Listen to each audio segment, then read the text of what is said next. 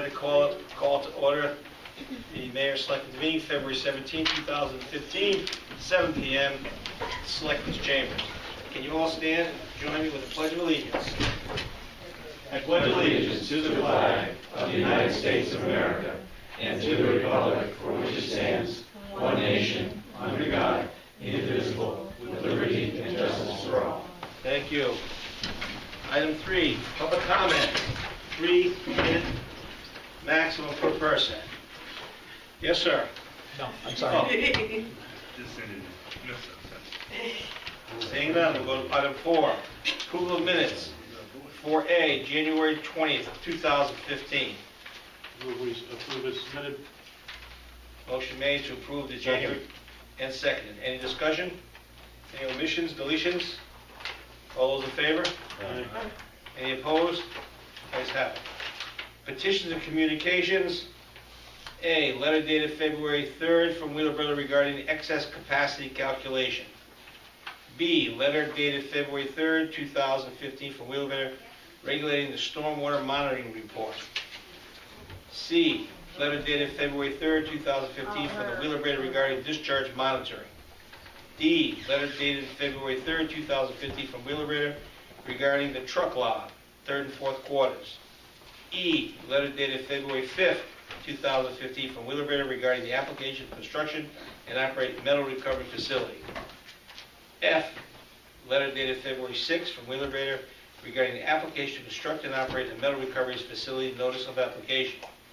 And finally, 5G, dated February 5th, letter from Mike Morrell, Chairman of the Board of Education, regarding the bus and the different options available to facilitate the transfer. Is that one you want to add to the regular agenda? That has to be added to our agenda. So we want to move to take it to correspondence. So moved. Second? Okay, we're moving G to correspondence. I'll No, explain. regular business. Okay.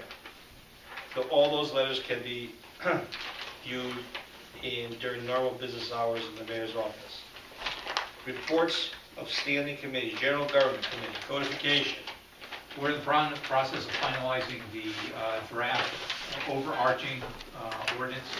I still have some things that I have to check out that from the last committee meeting, and that will be accomplished probably by the next meeting of the Select. Perfect. Okay, how about charter revision? We had a meeting scheduled, but due to weather and those type of things, we couldn't get it tomorrow, so it's very cold now, as I heard. Okay, how about facilities? They're having a tour Tomorrow. tomorrow. Of The mill. buildings? What time? Great. You can join if you like, Scott. You never know. I got nothing going on. Okay. It'll be there. Okay, staff reports. Economic and community development. We have Delphi here, who didn't return my phone call this morning, but that's okay. You have a report? I'm reporting it just through there. Did you really call me? It's not, yes, I called you twice.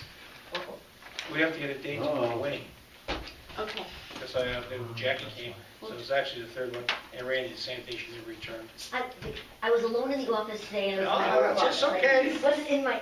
I'm just chump changing. That's all right. Well, they don't recognize you. They don't. Okay, town administrator's report. Unfinished business. Wait, did you skip over me? No, we're into new business. Oh. Okay. We forget We you. never forget you. Assessor's report. Yes, this was recorded. Yeah. Should be pulled up under item 12. B. Oh, So D, Oh, I got confused. D. assessor's report. Oh, We're gonna put you in the new business ring. it's on 12B. Pardon? 12B. Okay, Oh, all right. what are we doing with the tech park? Well, what else is to be done besides marketing? We have to go out to bid on certain items still, so things like the lift station will go out to bid probably within the next 30 days. We have a bid document in hand that allows us to bring the trail down and put the trail on the park, bring it onto the park itself. The water line has been resolved. We just completed the archaeological report for the entire parcel finally. completed and it's been submitted to all the relevant parties. And I'm having a meeting next week with Eversource, or whatever they're called now, Yankee Gas, the successor for Yankee Gas, to talk about bringing the gas down to the tech park. Other than that, I think things are pretty much on hold because of the recent snowstorms. Okay, we got 10, 1, 2, and 3. We have to accept the archaeological easement, accept the sewer easement, and accept the grant and conservation. We'll take them one at a time. First one is the archaeological easement. So moved. Second. Motion made second to approve and accept the archaeological easement. Any discussion? All those in favor? Aye. Anybody opposed? Any abstentions? Okay. The sewer easement. So moved. Motion made, seconded by Owen. Discussion. Seeing none, all in favor of accepting the sewer easement? Aye. Anybody opposed? A little slow on the draw there, okay. And the last is accept the grant conservation easement. So moved. Motion made by Scott, second by Owen. Discussion. Seeing none, all in favor? Aye. Anybody opposed? Anybody abstain? Do we have originals of that, Denise? Not unless you do. No. Okay. You signed those. Okay. 11, grant consideration and updates. Do you have anything for that? Yes, because we had received free technical assistance through the U.S. Department of Agriculture to see if we could put together a microgrid project within the town of Putnam. One of the things that the USDA requires us to do is to have an assurance agreement. This is what we've done in the past whenever we receive funding through the USDA. And it's basically that the recipient, the town of Putnam, will be in compliance with and will continue to comply with Title VI of the Civil Rights Act and the Rural Business Cooperative, all the different agencies. So, this would be passed by the Board of Selectmen naming the town of Putnam, and that authorizing the mayor to sign on behalf of the town of Putnam the assurance agreement that we will be in compliance and continue to comply with the Title VI of the Civil Rights Act. Do we have to vote on that? Yes, please. We need a motion. So moved. Okay, second. Discussion. Do we have any questions for Doug? All those in favor? Aye. Anybody opposed? Ayes have it. Now, at this time, do we have to put that new item on the No, that's it. new business? That we took care of. You just took care Oh, of it. very nice. Consider approve the granting of Nicole Salas a temporary pistol permit. So moved. Second. Discussion. All those in favor? Aye. Anybody opposed? Anybody abstain? Nicole, get your weapon. Okay. Now, Randy, it says grand list presentation, Assessor Randy Shimura.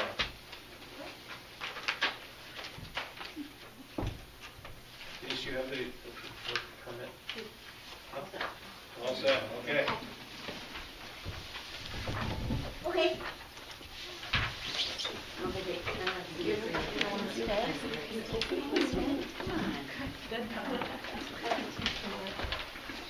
Okay. I hope you have your, yep, get that. Okay. Looks pretty much like it normally does. I'm here tonight to present the October 1st, 2014 grand list totals. And, I don't think anybody's really new to this, but you know that the grand list is comprised of everything that's taxable and tax exempt. So it's everything combined. You have to list it all.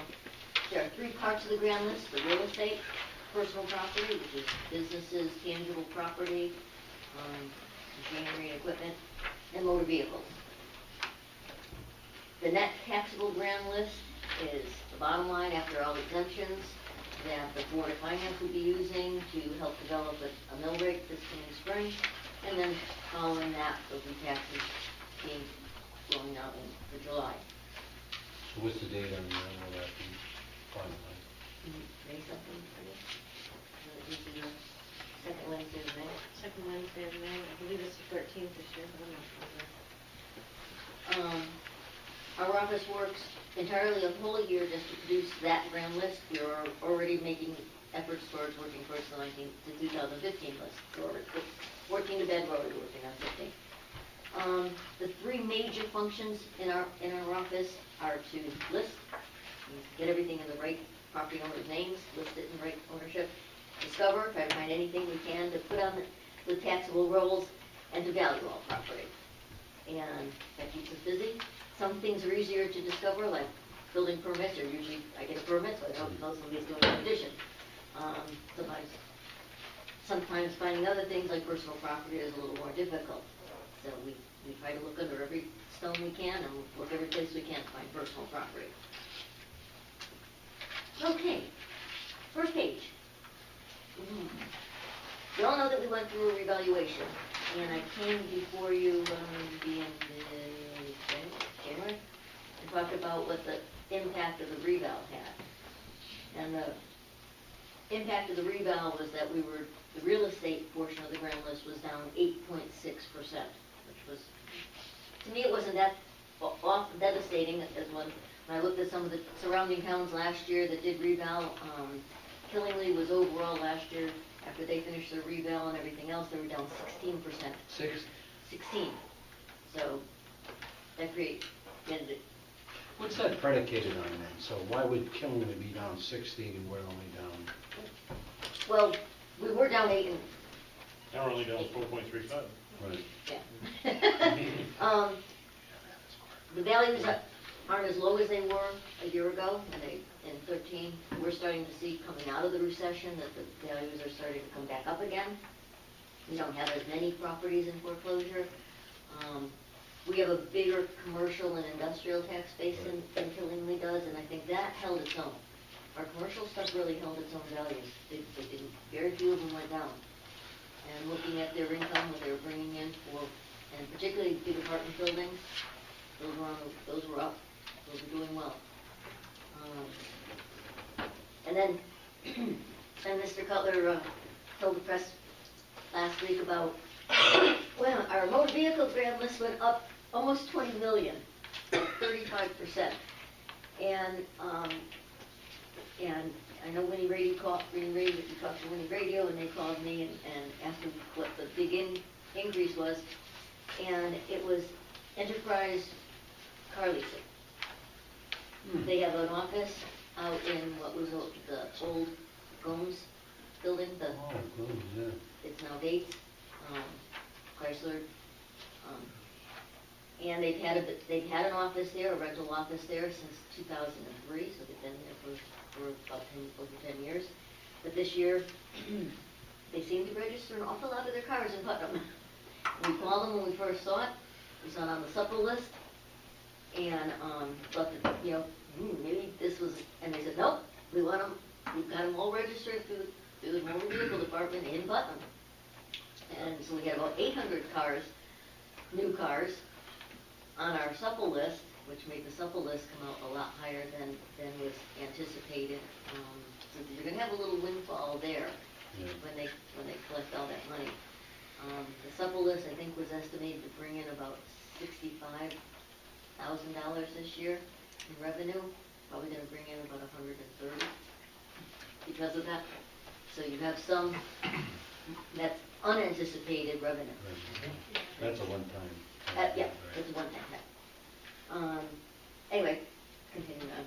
So for the overall decrease, though, we only went down 4.35%, which is really good compared to, the 8.6%. By the rental cars coming in, it offset that decrease we had in the real estate. Personal property just about held its own. It went down slightly, 192,000. When you're talking 20 million, that's not a lot of money. I think it's just still showing businesses are still struggling to get by. They're not buying a lot of new equipment, but they're still kind of holding their own. We still have approximately the same number of accounts we had last year. Randy, I have a question about the vehicles. Is that something long-term that you see is going to sustain itself, or is this more or less a temporary thing? I can't say, but, you know, they clearly, they looked like they were shopping around for a town that had a low mill rate. So that's all I can, and probably the guy that said, let's put all our cars in Putnam, got the attaboy on the back and the, Cars don't have to be there. The cars don't have to be there. There's not 800 cars out there going. No. You can have one car in the lot, that's fine. and we've always had 50 or 60 cars. Right. Since Enterprise came in. This year we had that huge amount, but, you know, you compare with Windsor Locks or New Haven or Bridgeport, what their mill rates are. After you told me that, you called Avis and Hertz. Let me register over here, too. We're not, we'll take their money. Set up an office right here. Sure. Okay, let's see. Page 2 is your pie chart, and I know it didn't come up fortunately what it is, but residential now, last year was at 55% of our tax base. So I remember I said for every dollar somebody pulls out of their pocket, 55 cents was coming out of our homeowners' pockets. This year, only 50% is going to come out of our homeowners' pockets. If you look at every dollar collected. Why does the graph look like it's I don't know. still 55? I don't know why it didn't move. You Yeah, know? the graph wasn't changed. Last year, motor vehicles made up 8% of the list. This year, you're now looking at 12%. Commercial was around 18%. It's now up to 19%. So we did have what's called a shift. So it's off of homeowners and onto vehicles and onto commercial and industrial. So you're going to have, and I've already seen the appeals coming in today. We got 7 appeals from one tax rep, and they're all commercial stuff, all big commercial stuff. It's like you walk down Route 44 and said, "Hi, I'll represent you to the bot." And I get, if I reduce it, if you got any reductions, I get 10% of it, and you get the whole, you know, you get the rest of it for the next 5 years until you do another revale. So, right now we have 15 appeals. So far they're going to the Board of Assessment Appeals, but the deadline is Friday, Oh, that's May not bad. 20th. So I don't know, you know, how many more will come in by But Friday. that's not bad so far. We had 57 appeals to the informal hearings with the revale people, which is really nothing compared to 3,000 properties. So I felt really pretty good about that. It's usually an indicator of if people feel really upset about things, they're going to come in. Again, I think it's going to be mostly the commercial stuff, not a lot of residential stuff coming in to appeal. Again, I point out that that our surrounding towns, even Killingly, I'm going to keep using Killingly, because it's kind of similar to us. Killingly, Grand List, 70% of the property is made up of residential property in Killingly. Even though it doesn't look like that, it is. And then you get into bedroom communities like a Woodstock or a Pomfret, and you're talking 90% of your tax base is residential. So this is where we have a little bit better to offer. We have that diversified tax base, and we're much like a little city. We're our little city with a and like Yeah, a with your Hartford. commercial and industrial base, yeah. Right. A Hartford is the same type. It has about 50% residential property, and everything else is. A little city without the tax rate. Yeah. That's good. You could So again, it's not as easy as doing probably, and you know, if you could hire an assessor in a Woodstock or a Pomfret, and I wouldn't expect them to make as much, you know, would have to do as much stuff as we do. And they're both all working in 2-person offices, so we do work our butts off and try to get you every buck that we can find on your list. I was telling somebody the other day, I said, we even looked at the fencing that went around Healy's property when they were renovating that. And if you looked at that temporary fencing that was put up, it was owned by another company out of, like, New Haven. We picked that as personal property. It was there October 1st? Yep, we were there for October 1st. I took a picture of it, that's it. There you go. So we really do try to find everything we can. I mean, I I don't joke about that. I mean, we really do work hard to get everything we can onto our tax bases. Let me see. Page 3 is the percentage of increase or decrease in the grand list, and as you can see, we went down the 4.5% there. But again, I think it could have been a heck of a lot worse had it been had we done a reval last year.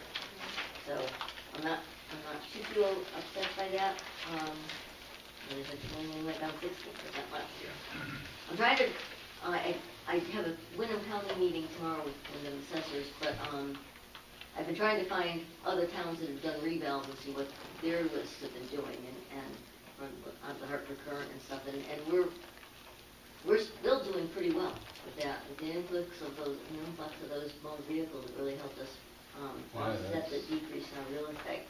But at the next meeting, I'll send a report in, because not everybody has finished their list yet. Some people get an extension till the end of February. Do you know how Wyndham did, or any idea? Wyndham wasn't, I don't know, they weren't doing a reval this year though. Oh. I think they did one last year. They were on the same schedule as us, and we went off 1 year. On page 4, this is showing what's taxable versus totally exempt versus partially exempt. And some examples of things that are absolutely totally exempt that we never get any money on, but we have to give the exemptions under state statutes, are things like schools, churches, cemeteries, towns. Hospital, we get some money. We get what's called a payment in lieu of taxes, they call it a pilot. We don't get as much as we used to, because now they've changed the formula for it. They look at all the hospitals in the state, and then they clunk us in, and they say, well, we got $6 million to give out for hospitals, and they figure out what portion, we get. So that one's a kind of strange. The only way you can even figure out that one, I used to be able to kind of figure it out, not anymore. Now it's just so driven by whatever the legislature puts in that budget, and then how it's divvied up after that. The federal property, state property is all. That may change. Yeah, they're talking about this. First pilots come before the legislature. And examples of the partial, there are things like the hospital, Lake Kimball, state-owned property. We get a pilot on state-owned, like the courthouse, salt sheds, that kind of stuff. We get another payment in lieu of. This is just a portion of what we would have gotten had it been taxable. Veterans, we get a small reimbursement for that. We get reimbursed for some of our elderly exemptions that we give. We don't get it. We used to get 100% of everything. Not anymore. Particularly, the new machinery in manufacturing facilities, when that first came on, when the state created that law, we got 100% reimbursement on that stuff. And on the big trucks, and now we get nothing on those. It's like an unfunded mandate. We've got to give the exemption, but we don't see any of the revenue that we lost from that. So that's a hit on our list. Woodstock, it would make a difference at all. Page 5 are your top 10 taxpayers. And basically what happened this year was that Enterprise Rent-A-Car came in at number 1 and bumped everybody else down a spot. So everybody went down, and they all stayed the same. They didn't move around at all this year. And, so, again, it's good to see a diversified top 10 taxpayer list. A lot of times if we go out to bond, the bonding companies like to see that we don't have all our eggs in one basket. Something like, Waterford, where they've got the power plant, where that pays 90% of the tax bill. If they were to move out of town, they would be devastated. So they like to see, your top 10 taxpayers may be paying about 10% of the taxes, which is exactly what we've got here. Looking at some of the other ones in the Hartford Current, CLMP and Yankee Gas are always in the top 10. In some cities, like in Rocky Hill, it's probably the number 1 taxpayer. They have all their headquarters and stuff. When we went around selling the tech park to a lot of these rural towns, I always did a look at what their grand list was to show they could diversify. And I was amazed. CLMP was number 1, yep. And then number 2 was like somebody's big house. I mean, it was huge. no other businesses. No. I like that, yeah, CLMP is usually, big time number one in most towns. Now, the seal and key public utility part of that, those are the transmission lines and everything, right? Okay. Randy, do you rely on them to tell you, or how do you determine? Yep, just like any other personal property. Okay, any way to audit them, or? They don't seem to fool Play around. I games. mean, Yeah, other they don't play people around. have, other towns have hired CPAs to audit them, and they don't seem to be off by, Too much. So potentially next year with this huge yes, expansion, Your state that's gonna reliability. go up. yes, Yeah. yes, Same thing on Yankee Gas. Yes. Because of the yeah, improvements they're they're doing making those in town. improvements. And it's gonna quite a few $1 million, so we should start seeing that next year or the year after. On page 6 was, if you've got a color copy, you can kind of see it a little bit better. The town is in green, the special service district's in yellow. East Putnam is in blue, and West Putnam is in purple on the chart. But what happened was the town overall went down 4.5% or 4.36%. Special service district, because they had the most condominiums, and condominiums really took a hit. They haven't had any new construction in the past year whatsoever at all, with the moratorium they had on building for a while. And so they took a really big hit. More than anybody, probably. Yep. Well, I'm just Yeah. excited, because now I know my East Putnam fire tax is gonna go down. If you rise The grand list. You can't keep your mill rate about the same. Pay for that. Why did West Putnam go down? Same thing, it's just all residential property, and most of the residential didn't go up, and they don't have any industry or anything to help them pick Why up. would the condos go disproportionate? Okay, they were way overpriced. Yeah. In Yeah. the last reval, there were condos in Perry Street that were going for over, there's some over 350. 350, 360, for a condo in Putnam. And So when when I was putting those numbers on those, I was like, whew, So they really took the big They hit. took a nosedive. And they were screaming for 9 years, or 5 years now, they've been screaming about they're paying high taxes. I said, well, did I tell you to spend $300,000 on a condo? I was like, well, I didn't tell you to do that, Mr. Arm. You made that market. We didn't, I didn't. And so people have really taken some bath on condos. And the condos were all in the city, all in the special service district. They're not allowed out in town, so those went down about 20%. So they'll come out smelling like a rose when we for taxes. They could. next year. Yeah. So they want to sell the place. Yeah. Yeah. Good point, good time to sell. That's what I said. It's all right now, but when you go to sell it, Yeah, that's a different story. It's all, the assessor thinks it looks this big, but they want it to look that big, until they go to sell it. Page 7 is a stack bar chart, and. so I have one last question on Sure. that. What role does foreclosures and that kind of issue have on the impact as far as the special service district? That's probably where our most foreclosures are, is in the city. Our nice houses out in, East Putnam, they've pretty much held their own. I mean, that we watched all the sales between the last October 1st of 13 to October 1st of 14, and, I mean, the market was making it, the houses out in East Putnam, the nicer, bigger houses, Scott, Well, I went down. well, maybe I a went little down bit. 8%. All right. I'm not complaining. But I want to report you. But again, most of the stuff out there, it didn't Brett, cost that much. I watched it.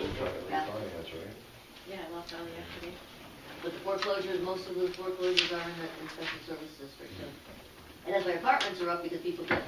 But they've slowed, the good news is they've slowed down They have. year over year. And from this And year. they're starting to, and they're There's starting. only one pending foreclosure, it's on Lattice Street. Not yours, right down the street. Well, like, I'm not moving. Yeah, I mean, you see, we've got a jumbo amount of them. Yeah. And then all of a sudden it's starting to curtail down, so. I mean foreclosure auction, I should say. Right, auction. Thanks for clarifying that. And the little stack bar chart, you kind of, yellow is the motor vehicles, green is personal property, red is the real estate. You can still see real estate makes up the majority of our list, but, and personal motor vehicles are just always kind of neck and neck with each other. They used to be very disproportionate, now they're much more closer together. And the very last page of the report, as I said before, we continue to have to give exemptions on certain properties by state statutes. And we still have 45 facilities getting that manufacturer's exemption of quite a few millions of dollars on the personal property. And again, the idea was to encourage our industry to stay in Connecticut, so to give them an exemption so that if they bought new equipment, it would be exempt, they could hire more people, so that, you know, the whole idea from that was to keep Connecticut towns and cities, keeping industry here where we needed it instead of moving south or anywhere else. Same incentive on the large trucks. New trucks over a certain size, if they ask for this exemption, we're also exempt for 5 years. And basically it's our M&M, the one that makes up the majority of ours is the M&M trucks that you see all of them parked up in industrial. Is it based on GVW? Yes. What's that limit? What's that threshold? Do you know? 35,000. 35? We have some private haulers, even though, that are taking that incentive. That have bought new trucks, they have to prove, they show us their registration, they show us how much they paid for it, and then we go from there and they get 5 years of an exemption. And that, again, it's to encourage them to make a big investment like that, and to give them a break on it while they're paying that big truck off. Right. Yeah. Okay. Any other questions? Well, it's better than what I anticipated, to be honest with you. I I guess it was all made by that, Yep. One thing that I shared with Randy this week, that it's all going to be predicated on the fact that if we ratify the new Wheelabrator agreement, but Owen's aware of this. We negotiated hard to get the new recycling facility taxed, and they just filed a permit with the DEP, and when the permit, they have to list the estimated values of the things. The recycling facility, $12.8 million. So if you do some quick math at today's mill rate, that's about $135,000 a year. So we just want to make sure the language is nice and tight, and it's an escalated, not a depreciated value. So they would actually be the number 3 taxpayer next year. So something to look forward to. Thank you. But that goes into West Putnam. Tried to get into East Putnam. I was wondering where they would fall on that Right, list. yeah, it'd be right behind Walmart. But actually, cars have a tendency to depreciate rather fast compared to real estate. So depending what their replenishment rate is, you know, you could take a huge hit on that 20 million. The nice thing is they don't keep rental cars in the fleet for that long. That's what I mean, the replenishment, you know, how often they flip them. So, Yeah, they flip them yep. fast. And it's all on October 1st, so, you know, see what happens. Well, Randy, you and your staff deserve a lot of credit for an excellent report, and you weren't the bearer of bad news. Not that bad. Not that bad, better than we anticipated. save your bacon. You saved your bacon. Thanks. Thank you, Randy. Thank you. Did you get those messages? He did. Okay. About 5 o'clock this afternoon. Sorry. I was in my inner office at home today. I went, the message from the mayor. Purchase order policy modification, vote required. I went to the Board of Finance meeting and gave them a proposal coming from the department heads and to clear up some controversy and to clear up and make it easier for our staff. We went from $100 to $1,000. The vote was 3-2, and it passed. So now our purchase orders are anything over $1,000. It'll make a much more pleasant and much more fiscally responsible environment in there. Do we need to? So we need to vote on that. Need a motion to go purchase orders from $100 to $1,000. Second. Motion made by one, second by Walkaway Renee. Discussion. Yes, discussion. Go. I remember about 3 or 4 weeks ago, I, along with my Democratic colleague and a finance liaison to the Finance Committee, asked some pointed and prudent questions with regard to the issues that they were having in processing a lot of the bills that we had. One topic came up was the purchase order itself. It takes time to copy it, la, la, la, la. So, for example, on like POs for William St. Onge, we used to have like about 10, and they'd put 10 purchase orders. Well, I said, put 1. And then about several weeks ago, I met with my Democratic colleague, and we discussed what could we do as far as eliminating the purchase order altogether, and put a stamp right on there so that we could have that number, and then we could look at the cloud computer and have access and see where that would be in terms of any questions we may have relative to that purchase order. But to go and say that without even looking what the differential is going to be, how many purchase orders are involved from $1,000 to $100, we don't even know that.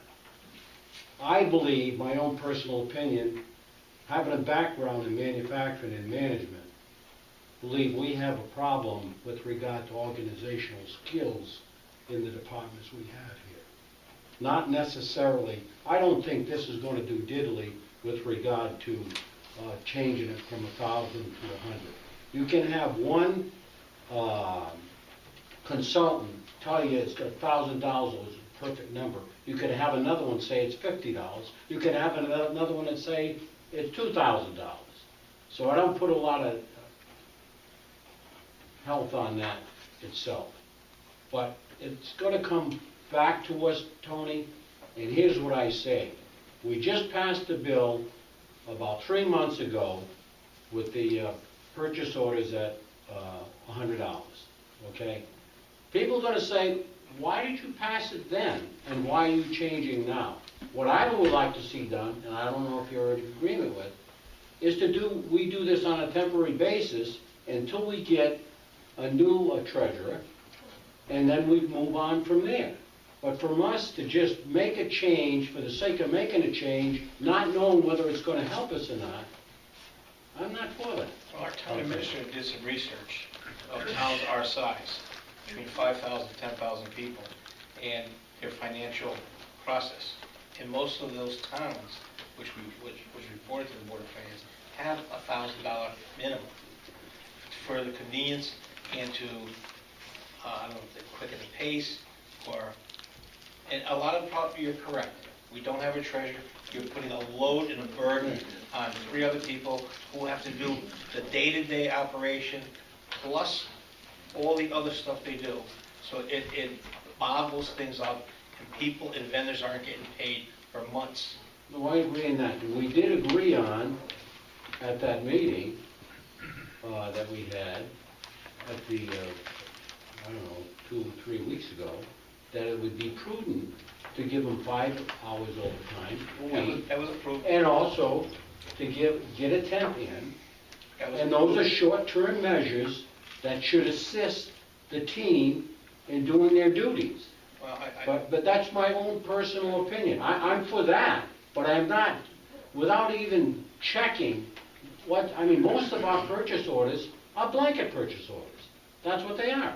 So if you look at it, what it is from 1,000 to 100, you're not going to see a lot. So we're making a change to facilitate people we think that are having problems with it, which I don't think that's the case. That's where I'm coming from. That's my personal opinion. And the Board of Finance, in their wisdom, said, granted them the 5 hours, granted this temporary worker, but also said, belly that thing up to $1,000. Yeah, it was 2 to 3 votes, with 1 Democrat on the other side.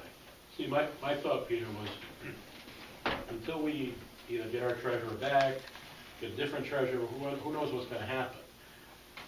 I'm sure you signed the same bills I did. I'm signing some bills here that have December dates on them. Why not? Delpha came in and said her rent hadn't been paid in how long?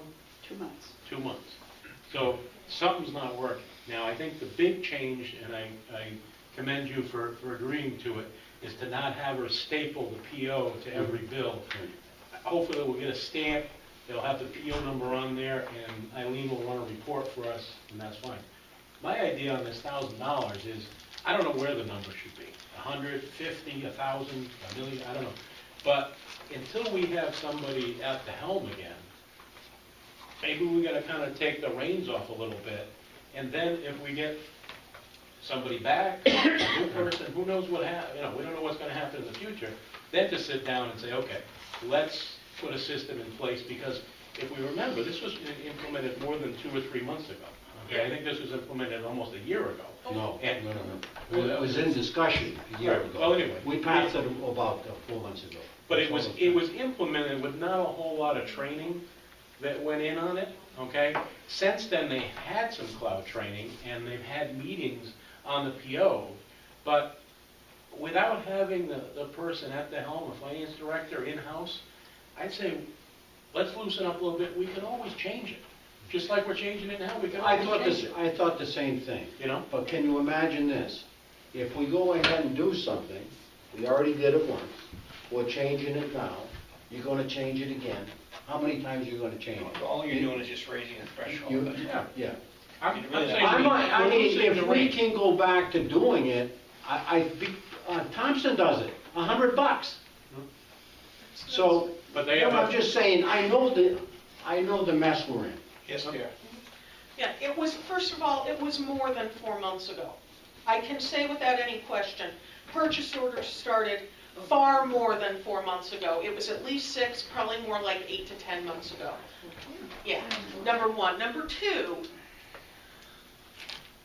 the whole reason we put in a purchase order provision was because of the improper procedural purchase of a truck that was in multiple thousands of dollars. That's not the only reason. That was, no, it wasn't That's the only one of the reason, reasons. but that was one of the Yeah, but- primary reasons moving us to do this, Peter. I don't think going for 100, I always thought was nuts. I think I was with some other folks and saying a minimum of 500. But to me, a minimum of 1,000 is completely reasonable. Given the backlog, it totally makes sense for right now.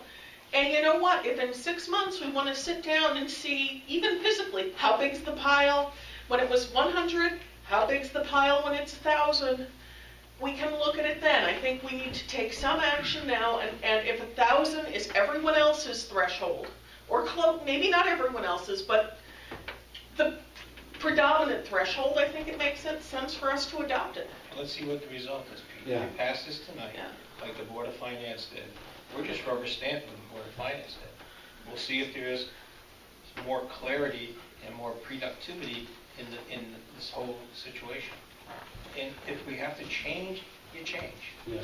As I say, I think a lot has to do with the organizational skill setup is how it's done, the needs assessment that you wanted 6 months ago, or 4 months ago, whenever it is. Right. So this is, when people work, like they were working, sometimes 10 hours over. Easily. When you start working over 5 hours overtime, you're getting nothing for the rest, they're burnt out. Right. When you start doing paperwork and computer work all day, I know I do it, you get burnt out, you gotta step out. You can't do that kind of work all day long. So that's why I was in favor of the 5 hour and the 10. Because I know the mess we're in as far as the past due bills that keep coming up. I see them all the time. That's another mess. Well, All the Board of Finance wants us to rubber stamp the decision, see how it works, see how it pans out. They feel as though, as the department heads feel, it's going to alleviate a lot of the problems. Because I'm looking at, yeah, I've only been a selectman for not even a full term yet. But if it worked okay in the past, and it's not working now, what did we change? You know, and, Paul, that's one of the changes, Well, you know. Yeah. that's in it in a Multiple nutshell. changes. So, Okay, so this requires a vote. those in favor of the modifying of the purchase order policy signify by saying aye. Aye. Opposed? Opposed, nay. Ayes have it, so voted. Next, consider historical preservation grant resolution. What's that? Every year, the state of Connecticut provides funding for the town clerk's office. We've done this before. Yes. So we've done it before, and again, this is just an annual thing that we do to apply for the money through the state library. And it's basically to update, not update, but to preserve for records. Okay. So move. Second. Motion made second to approve the resolution, preservation grant resolution. Any discussion? All those in favor? Aye. Anybody opposed? Ayes have it. Consider the approval of authorizing resolution of the 2014 Emergency Service and Public Protection. What's that one all about? This is money that we get from the state of Connecticut to reimburse us for expenses related to our emergency management department. We use it to offset the salary of the emergency management director and we could offset other costs, maybe even pick up some equipment at some future point. It's not a whole lot of money. About $10,000. Yeah. So moved. Is there a second? Motion made, seconded. Any discussion? All those in favor signify by saying aye. Aye. Anybody opposed? Ayes have it. Did I have to ask you? Oh, on that subject, did we, or did Malloy say that we got FEMA money? It has been determined yet. I haven't seen a presidential declaration. We provided, they did a survey of all the towns that were impacted, which is a considerable amount of towns, and then they compile all that information, put together an application to the president for a determination whether it's a federal emergency or not. Declaration. He's announcing his budget tomorrow. I thought maybe it'd be a good time for him to slip that in. Each town will receive. Well, the president first of all has to declare that it's an emergency. FEMA money for what? For the snow. The snow. Our salt supply and our overtime for the workers is going to go. You're going to gag when you see that. But it's not just Putnam, it's every town in this area. Just think of Boston. Yeah. Okay, approval of bills. Make the motion to pay all the approved bills. So moved. Second. All right, any discussion? Anybody have any questions on the bills? Seeing none, all in We're favor? going to have a big stamp, I hope, very soon on the bills. That's what we need, And we need a printout of and a the... printout. So can we make that Of the happen? PO balances that they said Accu's funds could generate. So when Owen, Peter, and myself look at the bills, we say PO number 12345, oh, they still have 22,000, and this bill's for 500, makes sense. You know? So that's what we Oh, need. on a blanket. Big stamp. Who would issue that? Who would, It's through the Accu Fund. Eileen? Yeah, Okay. Eileen can generate, and she, in a meeting, she said she could generate a report very easily. Okay. And the stamp have lines for, like, Selectmen 1, 2, 3, don't put names, because they'll change, but just, that way we can save money, we don't have to get a new stamp every 2 years, but just. But at least make it it's clear. there and we can see it, Right, and then we'll department have the head, other backup yeah. information. Yeah, because right now, you gotta look all over the bill to Right. find a place to slam. So, Okay, so Eileen's got the stamp and Denise has got the, We got the stamp. okay. Eileen gets the... All those in favor of approving the bill signify by saying aye. Aye. Anybody opposed? Any abstentions? Ayes have it, so voted. All other business will lawfully come before such a board. Actually, G Oh, yeah. is the letter from Board Michael member. Morrow with regard to the Oh, bus. I have been after and hounding the superintendent of schools, Bill Hall, and basically attacking the chairman of the Board of Education, Mike Morrell, for a bus. They come to the Board of Finance, and they come to the Board of Selectmen every year for more and more buses. Right. And I said, well, when the new bus comes in, and the 2 new buses come in, give us the one that will be replaced so we can use it for the seniors of Putnam. This poor group of people who are the longest paying taxpayers in our town are past the age, I would say, of safe driving. And these men and women love to go shopping to Fenway Park, to, I went with them to Bay Path, and things like this. It's their orientation. It would cost us nothing. And Bill Hull said he had $8,000 to give back to the town, or $3,000. They'll take the bus, because it can't be a blue bus, it can't be a school bus. It has to be a clear color, whatever. And he gave us two proposals. One, the bus stays with the town, or with the school board. No, one, they give it to us and we take all responsibility. I said, no. It'll stay with the Board of Education. You'll take it just like a regular bus, repair it. The seniors will pay for the driver and the gas. And that's the way it's going to be. So, So you're in favor of the second the option? second option. Okay. I'll make a motion for that second option. Second. Motion made and seconded for the second option, which I'll send a letter to Bill Hull tomorrow saying that we accept that second option. All those in favor? Aye. Anybody opposed? Every senior will love you. They'll kiss you when they see you. As far as the fire and ice, I don't know if any of you went there. I did.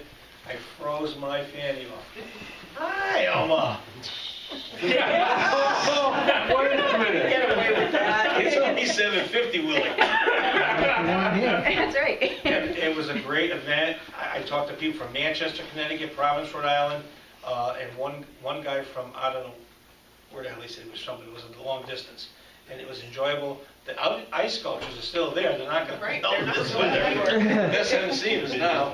Every restaurant was packed. The adults had a great time. The kids had an enjoyable time. It went on from 12 o'clock in the afternoon till late in the evening. So it was a great time. And I'll tell you what, our public works crew did a marvelous job of getting those streets plowed, the sidewalks done, and everybody was commenting how nice that was. There's a Discover Putnam, if you're on Facebook, you can like Discover Putnam, there's all kinds of videos. They had a girl doing the fire dance and Yep. things like that. It's really amazing. I'll tell you something, not only do we have a lot going during the summer and spring, but to have something going on during the winter People time. can't believe that goes on in the winter. And the crowds were enormous. So I'm just happy, I'd like to compliment the Business Association and it's good partnership with them. And our Public Works Department did a great job. And I spent a lot of money that day. Public comments. Does anybody wish to make a comment or to have a question? Mr. Perry. Yes, John Perry, 11 Bolt Street. Every year, every winter, this town ignores the sidewalk ordinance. I think it's time this town does something about it. When especially I got in my area 75% landlords who are raking in extra income and they can't afford to have their sidewalks cleaned. I agree with you, Mr. Perry, but here's the problem. When a 78-year-old person comes up to me and says, I'm 78, I can't lift that snow up and I can't afford it, I'm on a Social Security check. I gotta look that guy in the eye and say, I agree with you. But you're right, we have a lot of absentee landlords that quickly grab your rent money, but it's a hard thing to enforce. We talked to the chief of police, and he said it would be like selective enforcement. It's a tough call. You know, I mean, we could do something we can't use our equipment to do, like on Woodstock Avenue. I'll just take it for example, because that's where the schools are. The high school, and I talked to Bill Hull. I'm working on a situation now similar to what Tilly has, where they take the kids who have, not just the bad kids, the suspended kids in school, out of school, also the kids need community service.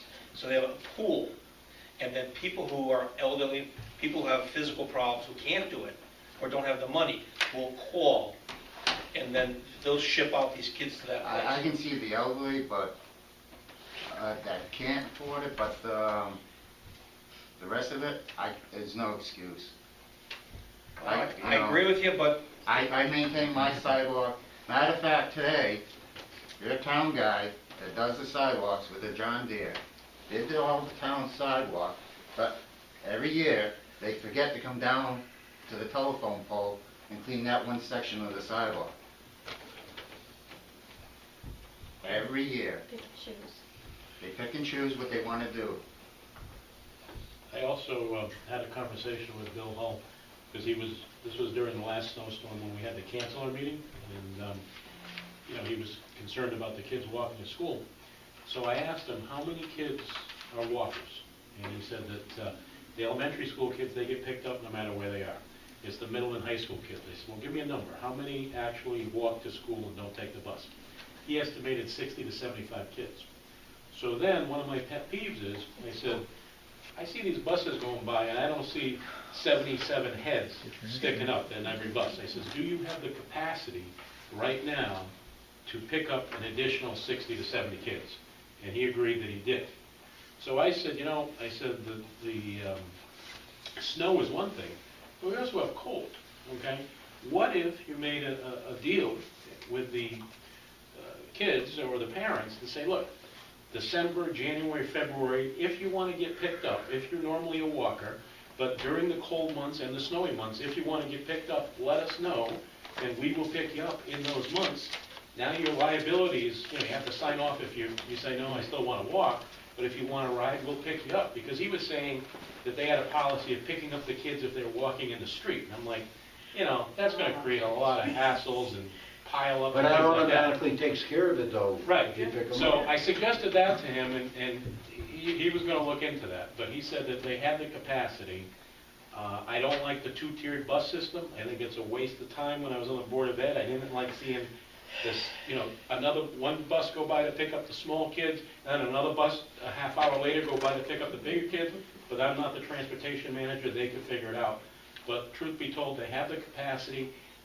Implement a policy, December, January, February, whatever dates you want to make, and that way your liability's gone, and God forbid you won't have any accidents. So he's thinking about that idea.